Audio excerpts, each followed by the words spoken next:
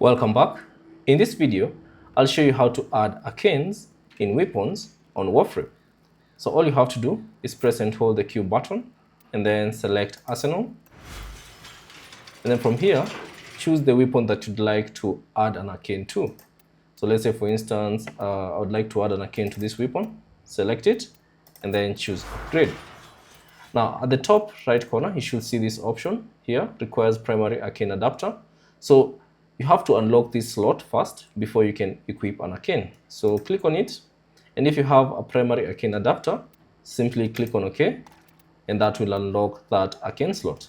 Now once it's unlocked, click on that, and then select any arcane that you'd like to put it on that particular weapon. So let's say this one, simply select it, and then select equip, and that will equip this arcane to this particular weapon.